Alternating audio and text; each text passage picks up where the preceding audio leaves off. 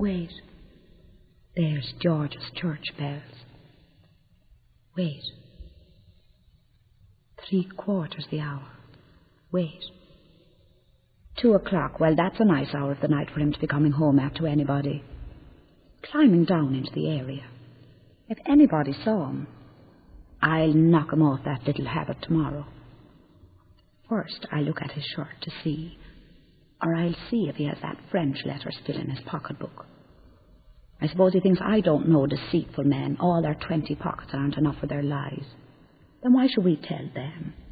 Even if it's the truth, they don't believe you.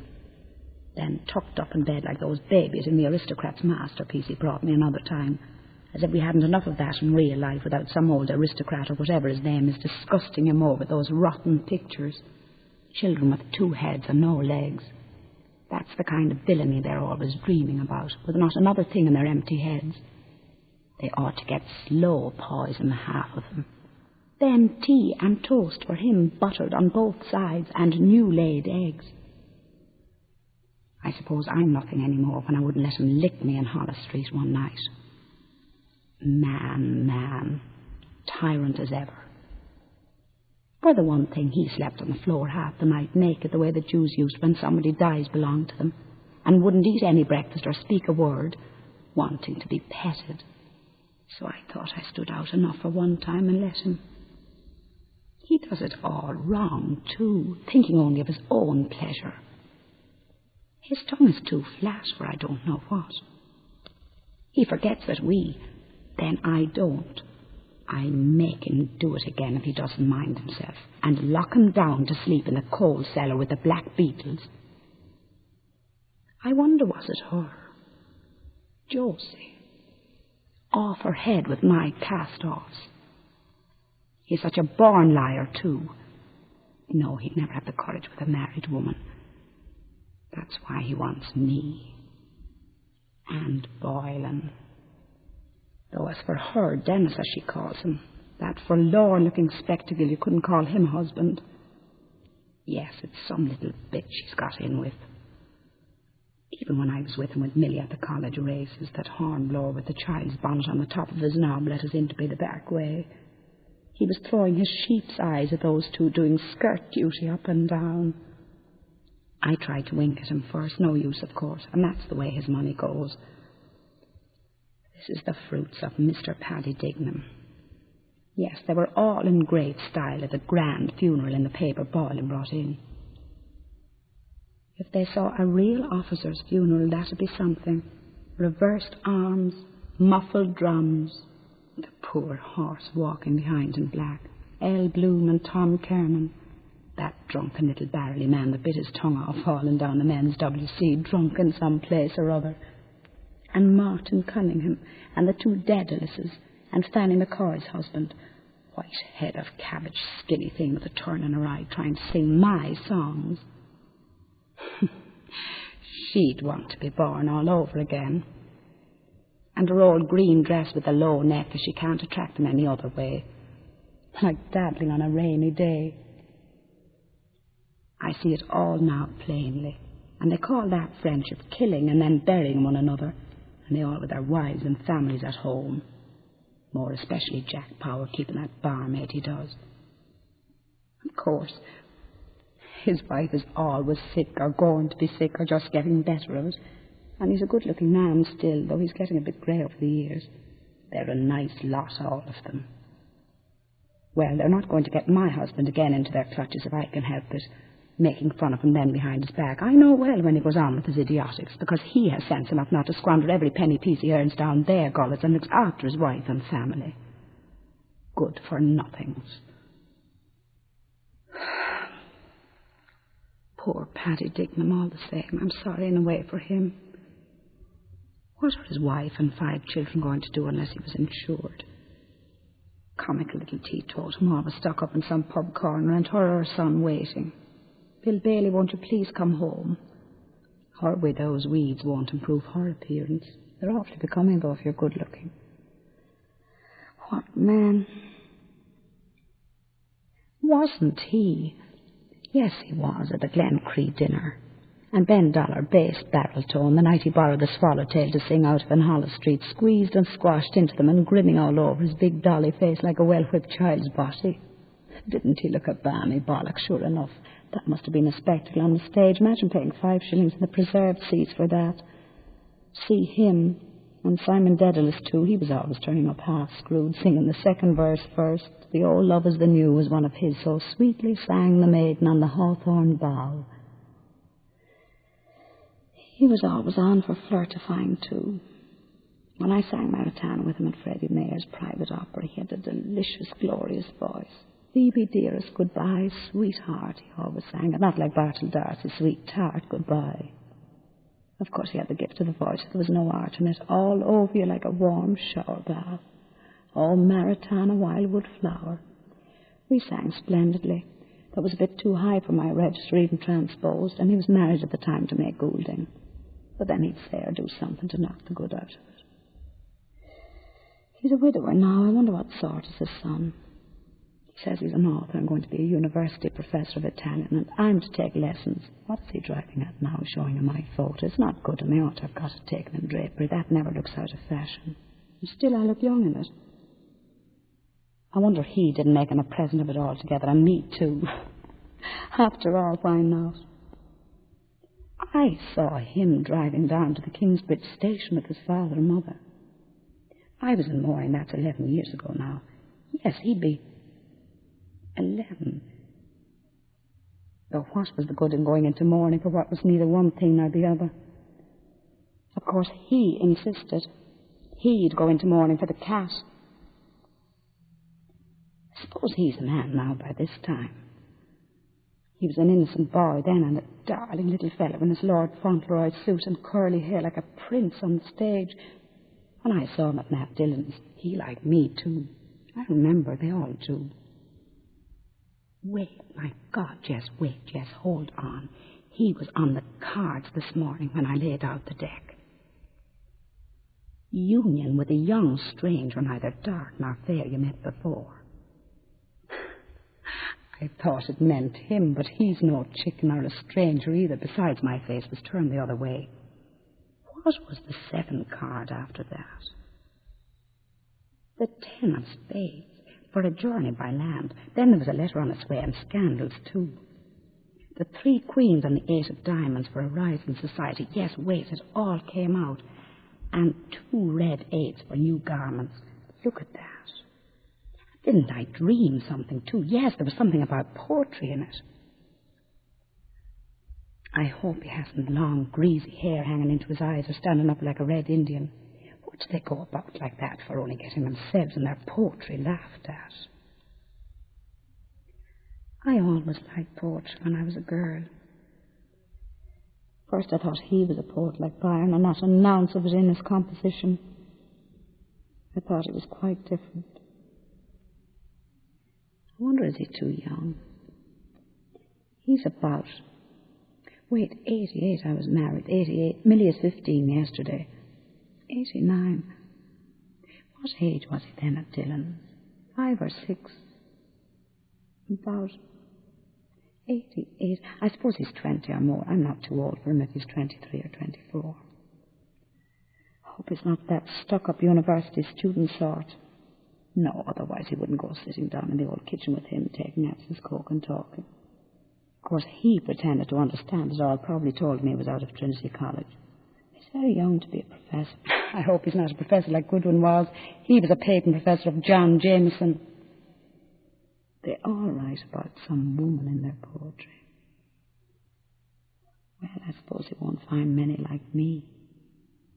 Where softly sighs of love the light guitar, where poetry's in the air, the blue sea and the moon shining so beautifully. Coming back on a night boat from Tarifa, the lighthouse at Europa Point. The guitar that fella played was so expressive. Will I never go back there again? All new faces. 2 glancing eyes, a lattice hid. I'll sing that for him. They're my eyes if he's anything of a poet.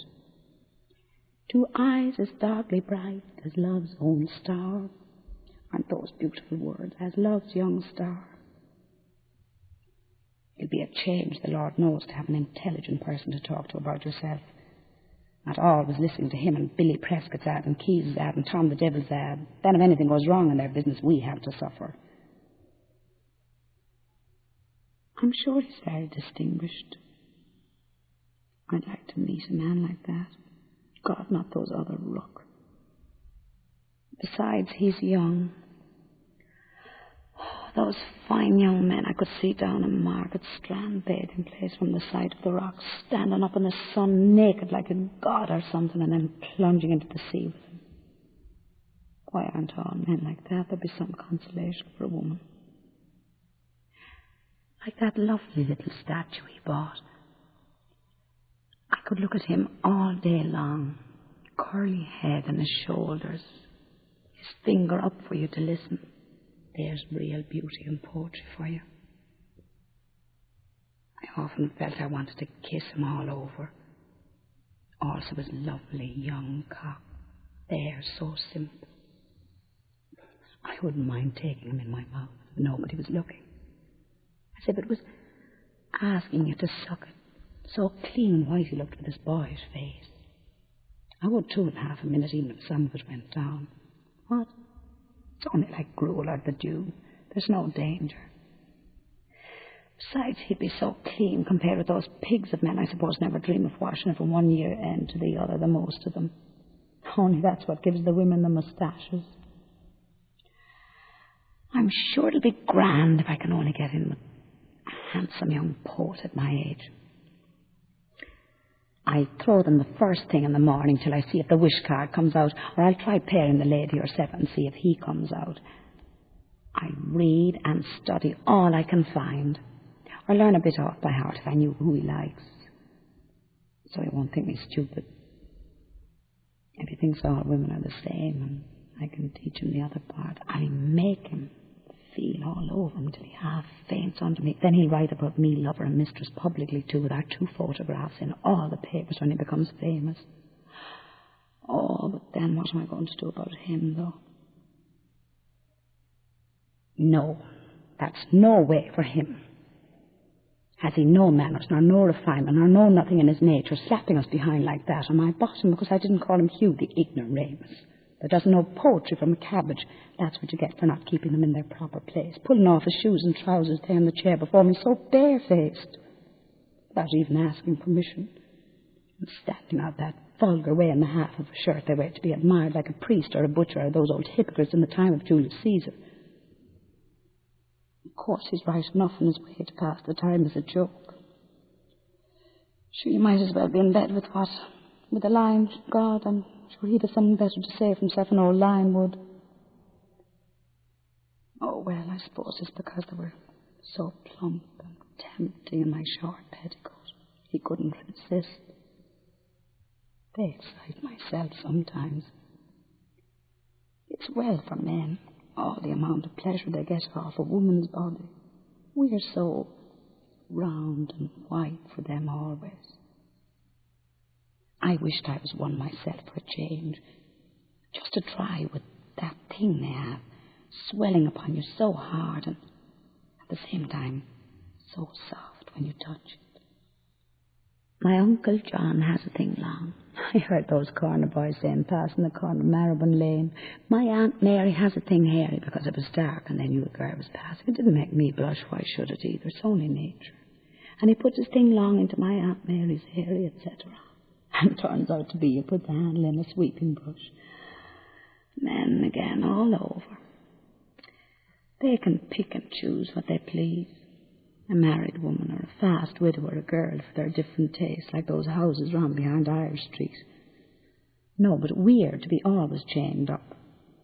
They're not going to be chaining me up no damn fear once I start, I tell you, for stupid husband's jealousy. Why can't we all remain friends over it instead of quarrelling? Her husband found that out, what they did together. Well, naturally. And if he did, can he undo it? He's Cornado anyway, whatever he does. And then he go to the other mad extreme about the wife and fair times. Of course, the man never even casts a second thought on the husband or wife either. It's the woman he wants and he gets her. What else were we given all those desires for, I'd like to know. I can't help it if I'm young still, can I? It's a wonder I'm not an old, shriveled hag before my time, living with him so cold, never embracing me except sometimes when he's asleep. The wrong end of me. Not knowing, I suppose, who he has. Any man that would kiss a woman's bottom, I'd throw my hat at him after that. He'd kiss anything unnatural, where we haven't one atom of any kind of expression in us, all of us, the same 2 lumps of lard. Before ever I do that to a man, the dirty brutes, the mere thought is enough. I kiss the feet of you, senorita. There's some sense in that. Didn't he kiss our hall door? Yes, he did. What a madman. Nobody understands his cracked ideas but me. Still, of course, a woman wants to be embraced 20 times a day almost to make her look young, no matter by who, so long as to be in love or loved by somebody if the fellow you want isn't there. Sometimes, by the Lord God, I was thinking, would I go round by the quays there some dark evening where nobody'd know me and pick up a sailor off the sea that'd be hot on for it and not care a pin whose I was, only to do it off up in a gate somewhere. Or one of those wild-looking gypsies in Rat Farm and had their camp pitched near the Bloomfield laundry to try and steal our things if they could. I only sent mine there a few times for the name model laundry sending me back over and over some old ones, old stockings. Blackguard-looking fellow with the fine eyes, peeling a switch, attack me in the dark and ride me up against the wall without a word. Or a murderer. Anybody. What they do themselves, the fine gentlemen in their silk hats. That Casey lives up somewhere this way, coming out of Hardwick Lane. The night he gave us the fish supper on account of winning over the boxing match, of course it was for me he gave it. I knew him by his gaiters and the walk, and when I turned round a minute after just to see, there was a woman, after coming out of it too, some filthy prostitute. Then he goes home to his wife after that. Only I suppose the half of those sailors are rotten again with disease. Oh, move off your big cocks out of that for the love of Mike. Listen to him. The winds that waft my sighs to thee, so well he may sleep and sigh, the great suggester Don Poldo de la Flora. If he knew how he came out on the card this morning, he'd have something to sigh for. A dark man in some perplexity between 2 sevens too. In prison. The Lord knows what he does that I don't know. And I'm to be slouching around down in the kitchen to get his lordship his breakfast while he's rolled up like a mummy. Will I indeed? Did you ever see me running?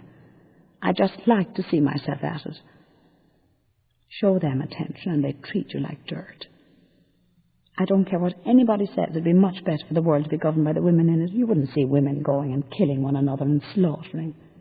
When did you ever see women rolling around drunk like they do? Or gambling every penny they have and losing it on horses? Yes, because a woman, whatever she does, she knows where to stop. Sure, they wouldn't be in the world at all, only for us. They don't know what it is to be a woman and a mother. How could they?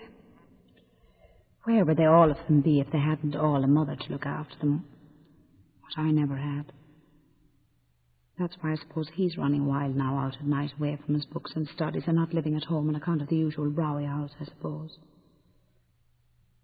Well, it's a poor case that those that have a fine son like that, they're not satisfied. And I none. Was he not able to make one? It wasn't my fault. We came together when I was watching the 2 dogs up and up behind in the middle of the naked street. That disheartened me altogether.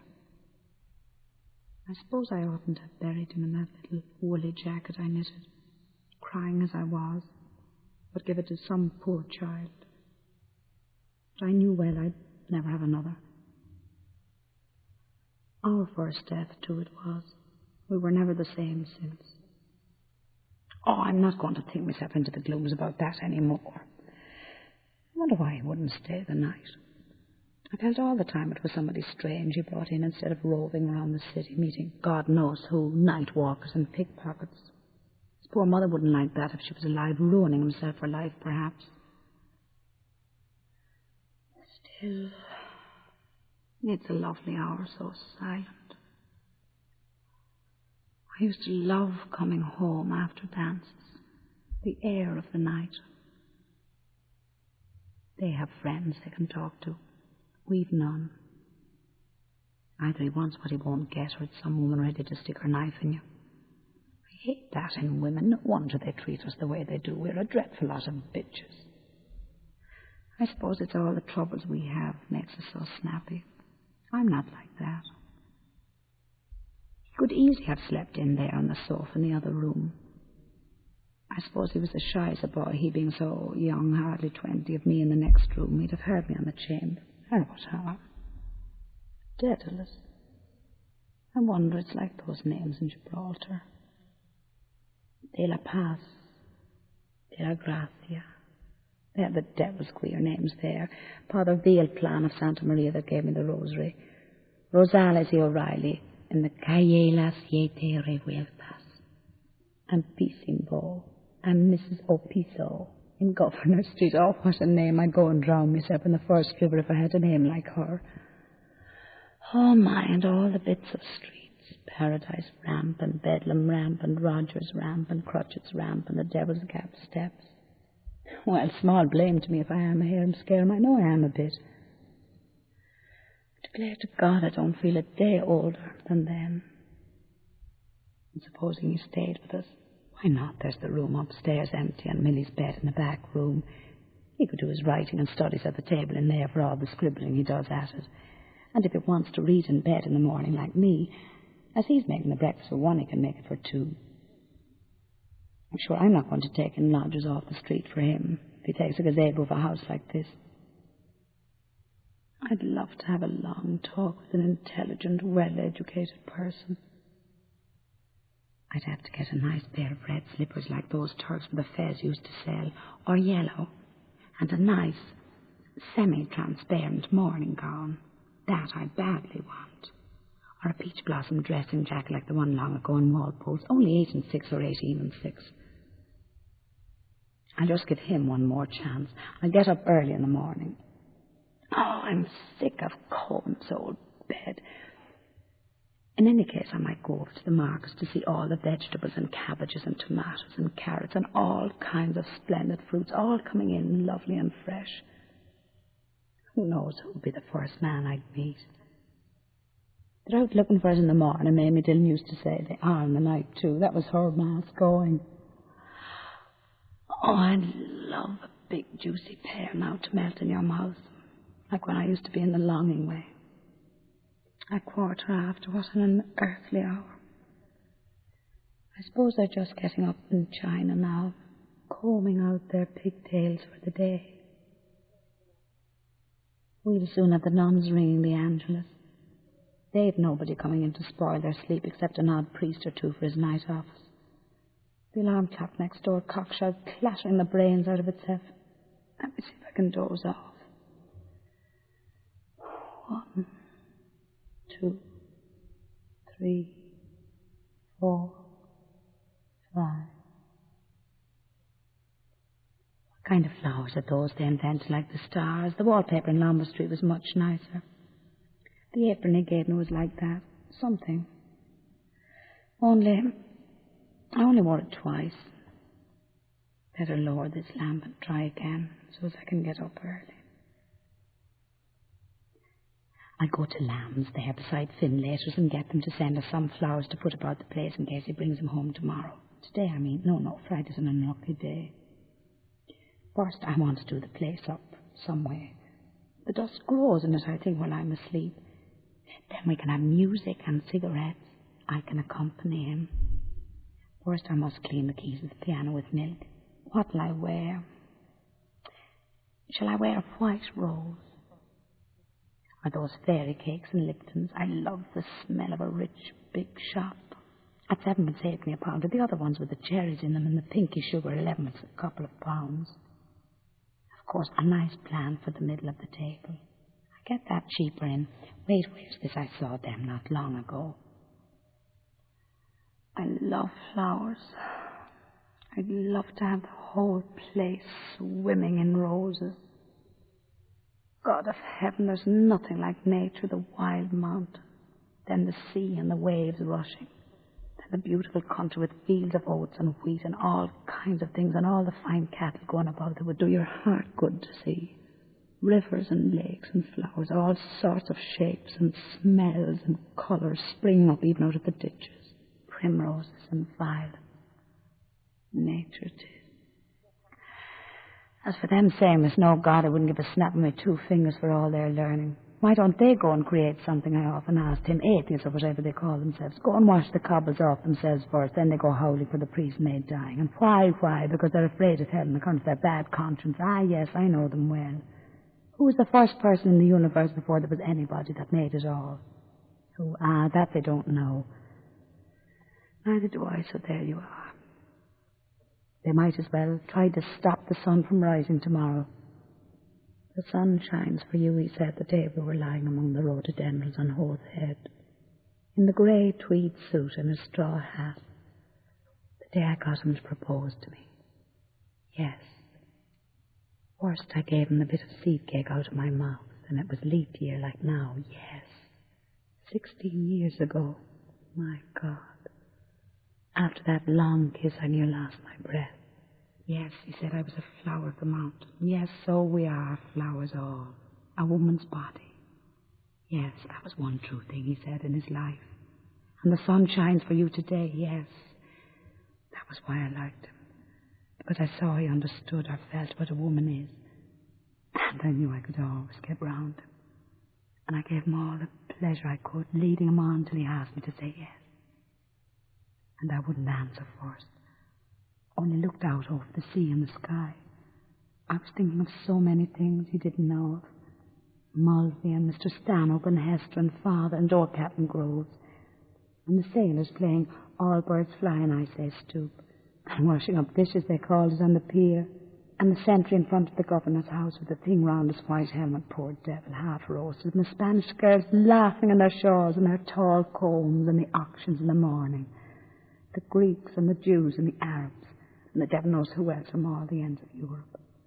And Duke Street and the Foul Market, all clucking outside Larby Sharon's, and the poor donkeys slipping half asleep, and the vague fellas in the cloaks asleep in the shade on the steps, and the big wheels of the carts, of the bulls, and the old castle thousands of years old, yes.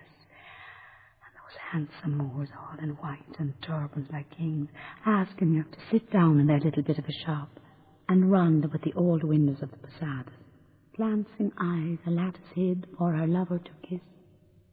The iron and the wine shops half open at night, and the castanets, and the night we missed the boat at Algeciras. The watchman going about serene with his lamp. And oh, that awful deep down torrent. Oh, and the sea crimson sometimes like fire, and the glorious sunsets, and the fig trees in the Alameda Gardens, yes. And all the queer little streets, and pink and blue and yellow houses, and the rose gardens, and the jessamine and geraniums and cactuses, and Gibraltar as a girl, where I was a flower of the mountain, yes. When I put the rose in my hair like the Andalusian girls used, or shall I wear a red, yes. And how he kissed me under the Moorish wall, and I thought, well, as well him as another, and then I asked him with my eyes to ask again, yes. And then he asked me, would I, yes, to say, yes, my mountain flower. And first I put my arms around him, yes, and drew him down to me so he could feel my breath all perfume, yes, and his heart was going like mad. And yes, I said, yes, I will, yes.